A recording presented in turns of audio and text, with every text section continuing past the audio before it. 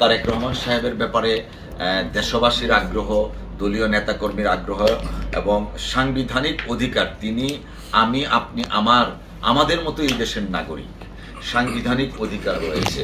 আর আইনি বিষয়টা বা মামলা সংক্রান্ত বিষয়গুলা ব্যাপারে আগেও বলেছি যে জনাব তারেক রহমান সাহেব জানেন, জাতি জানে, আপনারাও জানেন যে উনার বিরুদ্ধে দায়েরকৃত প্রত্যেকটা মামলায় পলিটিক্যালি মোটিভেটেড, অর্থাৎ রাজনৈতিক হীনস্বার্থ হাসিলের জন্য শেখ হাসিনা নির্দেশে দায়ের করা হয়েছিল এবং ডিক্টেটেড রায়গুলা দেয়া হয়েছিল, কোনো আইনগত ভিত্তি ছিল না।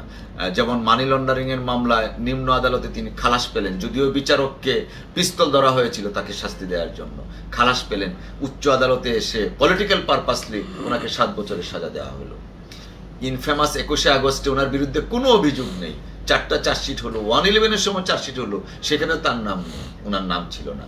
পরবর্তীতে হাসিনা এসে ওনার বিরুদ্ধে অভিযোগ দায়ের করলেন, কার মাধ্যমে? আব্দুল কাহার আকান্দ, রিটায়ার্ড একজন পুলিশ কর্মকর্তা, যে আওয়ামী লীগ থেকে পার্লামেন্টে ইলেকশন করলো।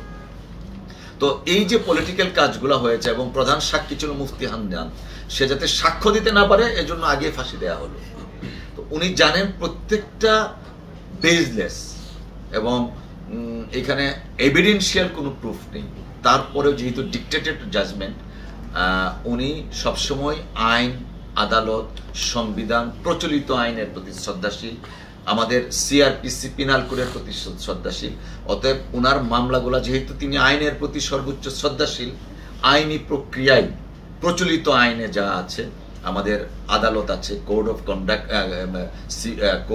ক্রিমিনাল প্রসিডিউর কোড আছে, সবকিছুর আঙ্গিকেই যথাযথ আইনি প্রক্রিয়ার মাধ্যমেই পদক্ষেপ নেওয়া। এক্ষেত্রে আমি একটু বলি, কারণ এটা লিডিং কোয়েশ্চেন।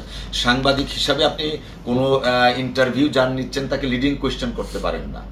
আমি সেই কোয়েশ্চেনটা অন্যভাবে রিফ্রেম করতে চাই। সেটা হলো, আমি আগে যা বলেছি, দেশের প্রচলিত আইন, আদালত, ক্রিমিনাল প্রসিডিউর কোড, সংবিধান, সবগুলোর প্রতি জনাব তারেক রহমান সাহেব সর্বোচ্চ শ্রদ্ধাশীল এবং আইনি প্রক্রিয়ার মাধ্যমেই যথাযথ পদক্ষেপ নেওয়া হবে। Thank you.